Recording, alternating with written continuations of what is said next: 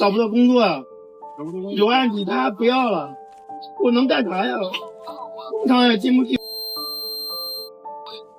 我在龙华现在都睡了1个月了，这有的1个月都没做，跑了工厂都不要，外卖也干不了了，全平台拉黑。我说我们40岁不老啊，你看我说话这么有劲儿，干活也有劲儿啊。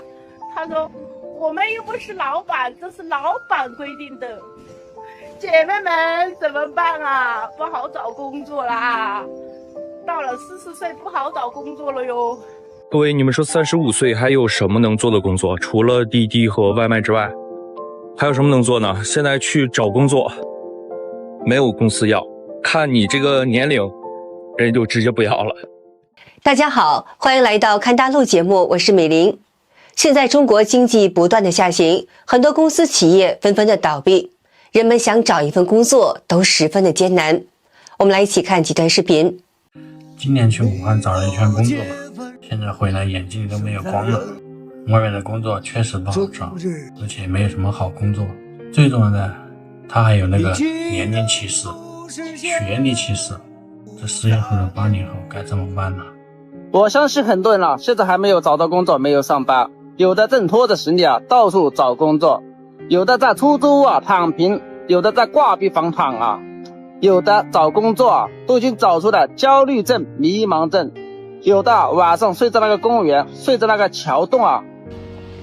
人生地不熟的嘛，我也不想闹太僵，就觉得好好说，能把工资给我就行。结果还破口大骂，真的是怎么会有这么恶毒的人？今天我去支援的那个车间，中午吃饭就休息半个小时，旁边轻工大的小姐姐吃完快餐，赶着最后10分钟睡了一会儿，她醒了，我问她这睡得着吗？她说肯定睡得着，下午还有8个小时要熬。国内这个失业率简直太可怕了。前一段我不是雇了一个兼职嘛，就是兼职喂鸟什么的，1个月1000多块钱左右。我在这个 Boss 上发了一个招聘这个启事，差不多得有个400多个人私信，就是为了争这一个1周干3-4天左右的一个兼职的一个活儿，时薪的话才15块钱1个小时，这个就足以证明现在这个就业环境有多么的可怕，尤其是身上没有太多技能的。在中国经济不断恶化的当下，人们面临着降薪裁员的压力，都在想尽办法缩减开支。特价批发超市，看到没有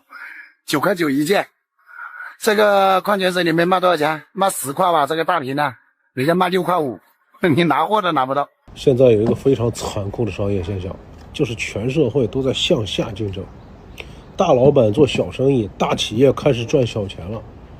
所以你让其他人怎么活？你们知道现在消费降级到什么程度了吗？出现了一个新的名词儿，叫极致低消费，意思呢就是你生存下去的最低的消费模式。从现在的现象来看啊，极致低消费的时代已经到了1线城市 CBD 了。你知道出现什么了吗？就 CBD 这些地段出现了12元1荤2素的自助快餐，那个烧仙草推出了4块9的这个柠檬茶，喜茶推出了4块钱的纯茶，茶百道来一个2块9的酸奶紫米露，而那个蜜雪冰城更狠了，推出了一个1元的冰杯。即使都这样了，奶茶行业还是出现了集体的闭店潮，各地10块钱的快减现在是大受欢迎。反而你看那些高端的理发店，顾客是锐减的。人们手里缺钱，很少再去逛街逛商场。今天是礼拜1晚上7点多，通州南山湖水街，然后有很多稍微大一点的餐饮啊，好像都是关门的一个状态，我不知道为什么啊？是因为是礼拜1吗？好像这边就周末人多一点，其他地方人都很少，只有一些小孩子在这玩，出来逛街吃饭的人很少。现在做什么真的都很难做。以前我感觉星期一到星期五商场人气都还好 OK， 但现在你像宝龙有时候星期5、6日过去，下面底商都没什么人气。但是很多人即使失业也要交房贷车贷，还要维持一家人的生活开销，他们中有很多人都背负着各种网贷，有的人信用卡也不能用了。根据中国央行最新的统计数据显示，中国现在有8亿人负债，也已经爆发了失信潮，断供断贷的人也在持续的上升。00后，20多岁负债了40万，我已经10几天没有睡过一个好觉了。你们最难的时候有多难？我说出来不怕你们笑话，我现在连几10块都拿不出来。现在相信已经有很多人揭不开锅了，甚至还有很多人都想让通货膨胀赶紧到来。这个不是危言耸听，甚至有很多在体制内上班以及实体的老板都揭不开锅了。网贷缠身，月供压力大，被信用卡的分期和网贷收取的高额手续费，信用卡点花了再也点不出来了，内心既焦虑又恐慌，还依依不舍的不想让自己的信用成为黑名单。一名博主表示，前2天呢，有个粉丝来给我反馈说，这个自己失业，没有钱，没有收入，但是呢，他要还这个信用卡，还网贷，杂七杂八的加起来，一个月要还1万多块钱，自己收入可能就那么5、6千，他晚上根本就睡不着觉，想着把家里的房子、车子都卖了，可是问了中介啊，卖了也是还不上的，知道吧？他也不敢和家里人说，也没有脸再去借了，已经快扛不住了。说真的啊，我认识很多人，虽然说现在他还住着大房子，开着这个几十万的好车，但是兜里呢真的是穷的叮当响了。我负债80多万，现在已经全面逾期了，支付宝的、银行的，加上私人借的贷款，我自己一个人已经足足坚持了3个多月，该经历的我也都经历过了，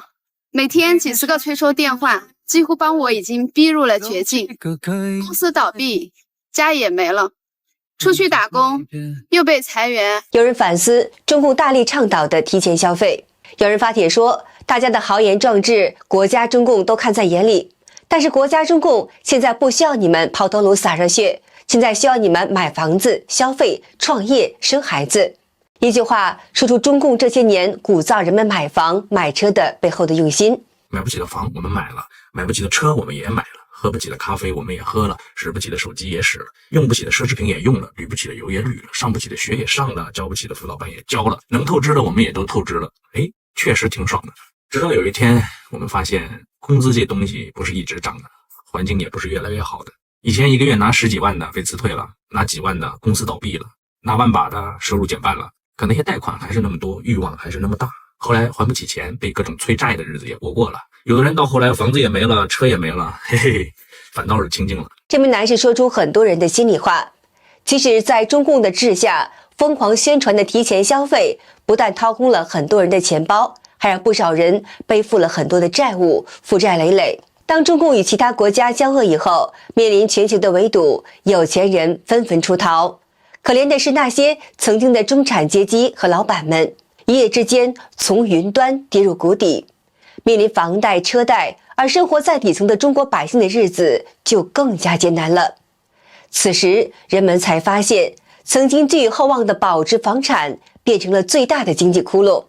而那些积极买房买车、拼消费的中国人，也像是掉进了中共提前挖好的陷阱。在人们生活困顿时，这个一贯高喊爱人民的中共，却宁愿把大把的钱撒给国外，也不愿解决老百姓最急需的工作、吃饭、生活的问题。那些还在为生活苦苦挣扎的中国人，不论曾经是生活优渥的老板、高级白领，还是普通的民众，都应该好好反思一下中共的所作所为了。好的，今天就和大家聊到这儿了，请您记得点赞、订阅、留言，并且分享给您的朋友们。感谢您的支持，我是美玲，我们下期节目见。